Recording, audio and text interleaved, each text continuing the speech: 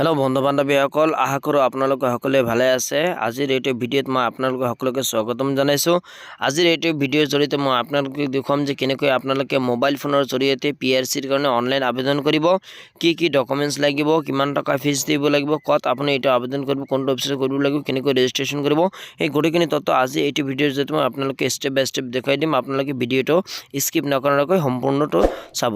চ' যিসকল নতুন আছে চেনেলটো ছাবস্ক্ৰাইব কৰি বেল বাটনত প্ৰেছ কৰি দিব। বৰক ভিডিঅ'টো আৰম্ভ কৰোঁ।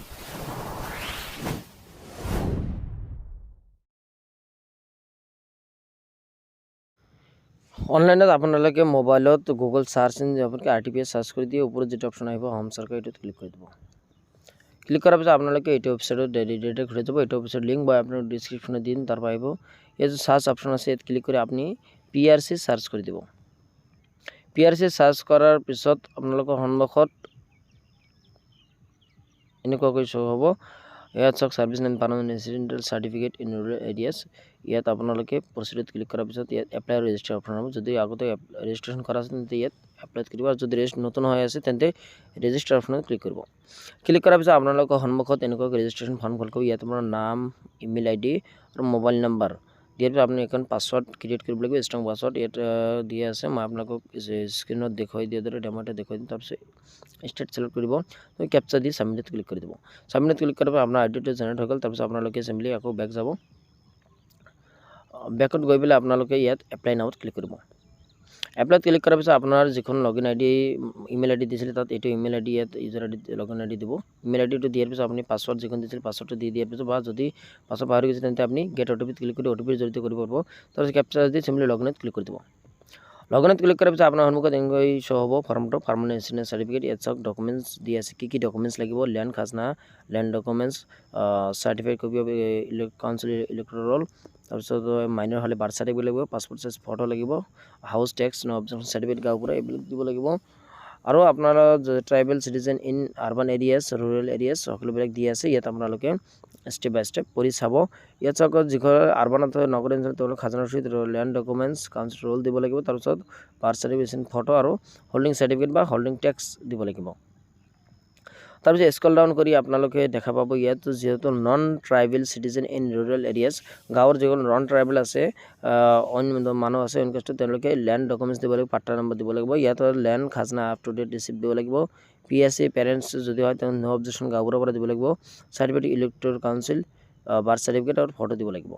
এপ্লিকেশ্যন ফি 300 rupees, আৰু ইয়াত বহুকেইটা ফিজ দি আছে আপোনালোকে, আৰু ডেলিভাৰী ডেট দিয়া আছে 7 বা 10 দিনৰ ভিতৰত। যদি কোনো অবজেকশ্যন নাথাকে আপোনালোকে লাভ কৰিব, আপুনি এইটোৱে লাভ কৰিব। তাৰপিছত প্ৰথমে এপ্লিকেশ্যন ডিটেইলছ প্ৰথমে নাম দিব লাগিব, দেউতাকৰ নাম দিব লাগিব, তাৰপিছত আপোনাৰ মাতাৰ নাম দিব লাগিব।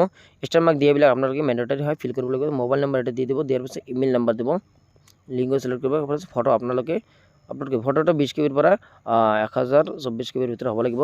এড্ৰেছ আপোনালোকে প্ৰথমে ভিলেজ পোষ্ট অফিচ যি আছে চিলেক্ট কৰি ল'ব, এড্ৰেছটো।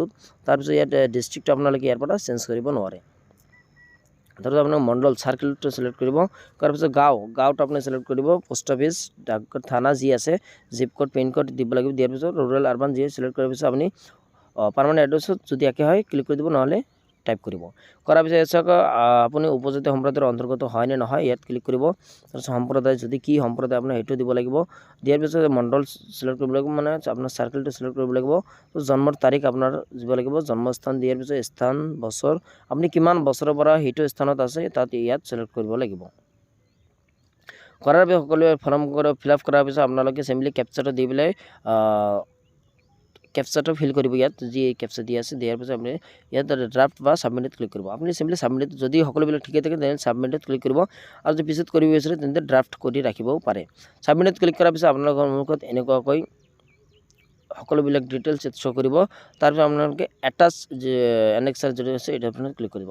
ক্লিক কৰাৰ পিছত আপোনালোকে ইয়াত ডকুমেণ্টছ বিচাৰিব, ল্যান্ড খাজনা আপ টু ডেট ৰিচিপ্ট ইয়াত চিলেক্ট কৰি ল'ব। প্ৰথম অপশ্যনটোত চিলেক্ট কৰি ল্যান্ড খাজনা দিছিলে, আপুনি ইয়াত চুজ ফাইলত ক্লিক কৰি আপলোড কৰিব লাগিব। 2 number certificate copy of council Electral ইয়াত ক্লিক কৰি আপোনাৰ এইটো চুজ ফাইলত ক্লিক কৰি আপলোড কৰিব। ল্যান্ড ডকুমেণ্টছ আপুনি ইয়াত সেইখন ঠাইত স্থায়ী 12 বছৰ পৰা স্থায়ী বাসিন্দা হ'ব লাগিব আপুনি যিখন এপ্লাই কৰিছে। তাৰপিছত আপুনি ছেভ এনেক্সাৰত ক্লিক কৰিব। ছেভ এনেক্সাৰত ক্লিক কৰাৰ পিছত আপোনালোকৰ সন্মুখত অলপ সময় লোডিং লৈ পেলাই আপোনালোকৰ সন্মুখত এনেকৈ গোটেই ডিটেইলছ শ্ব' কৰিব। সাবমিটত ক্লিক কৰিব। সাবমিটত ক্লিক কৰাৰ পিছত পেমেন্ট অপশন শো কৰিব পেমেন্ট কৰি দিলে আপোনালোকৰ PRC এপ্লাই হৈ গ'ল আপোনালোকে কেইদিনমানৰ ভিতৰত আপোনাৰ মোবাইলতো আপুনি লাভ কৰিব ইমেইলত লাভ কৰিব ইয়াতে এটা কথা কৈ দিও এটো কেৱল মাত্ৰ এতিয়া ডিমা হাছাও জিলাৰ বাবে উপলব্ধ আছে বাকি ডিস্ট্ৰিক্ট বিলাকৰ এটো উপলব্ধ হোৱা নাই অতি সোনকালে এটো আপডেট চৰকাৰৰ ফালৰ পৰা আহিব যেতিয়া আহিব মই আপোনালোকক জনাই দিম তাৰ কাৰণে চেনেলটো সাবস্ক্ৰাইব কৰি বেল বাটন প্ৰেছ কৰি দিব আৰু ভিডিওটো চাই যদি ভাল লাগিছে ভিডিওটো এটা লাইক কৰিব আৰু কমেন্টত আপোনাৰ ডিস্ট্ৰিক্টৰ নামটো লিখি দিব ধন্যবাদ